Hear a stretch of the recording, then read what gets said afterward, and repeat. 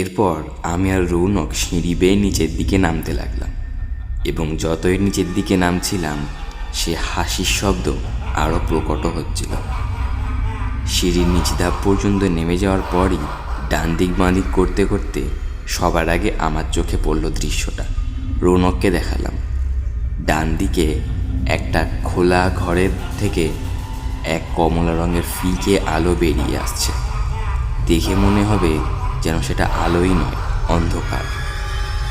কিন্তু আমার চোখে সেটা পড়ে গেছে, তাই রৌনক আর আমি কোনো কথা না বলে ধীরে ধীরে সেই দিকেই এগোতে লাগলাম। এবং আমাদের চিনতে ভুল হলো না যে সেই ঘরটাই আমাদের গৃহ মালিকের ঘর, যে আমাদের আশ্রয় দিয়েছে, অর্থাৎ আমাদের আশ্রয়দাতা। সেই দিকে যতই যাচ্ছিলাম সেই হাসির শব্দ আরও প্রকট হচ্ছিল। এরপর আমরা একেবারেই সেই ঘরের কাছাকাছি চলে গেছি। আমি অথবা রৌনক কে সবার আগে উঁকি দেবে এই বিষয়ে ঝগড়া না করে আমি সেই দায়িত্ব নিলাম। সবার আগে আমি তাকালাম ঘরের ভেতরে এবং আমার পেছনে রৌনক তাকালো।